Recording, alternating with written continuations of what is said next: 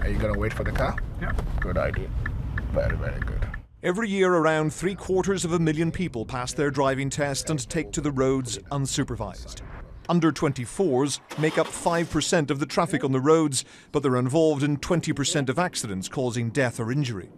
Mature drivers, they think about the safety and they take a little bit more time to pass their test.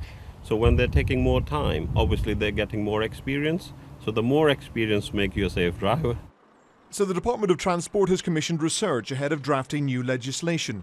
The report recommends raising the age you can take your driving test from 17 to 18, requiring new drivers to have 120 hours of supervised practice accompanied by a fully qualified driver, a nighttime curfew for novice drivers, and banning them from carrying passengers under 30. So it's lucky for 22-year-old Shane Clark that he passed his test today, long before tougher rules are introduced. I'd like to see the statistics behind it, and I see no reason why that should apply to one age group and then not apply to another group. Just 6 months after she got her driver's licence, Sophie Morgan crashed her car and was paralysed.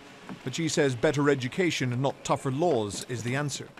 It may be too late for me, but it doesn't have to be late for everybody else. You know, there are things that we can do to protect all these young people that are going to be behind the wheel. And they should enjoy that freedom. They shouldn't be restricted. They shouldn't be banned. They should just be given the opportunity to look after themselves. And though many of the suggestions have the support of motoring organisations, some are deemed unworkable. The overnight one is a real problem because you're going to run into all sorts of difficulties with people who work shifts. You're going to run into huge difficulties in rural areas where the concept of public transport simply doesn't exist at night, and young people do have to get around.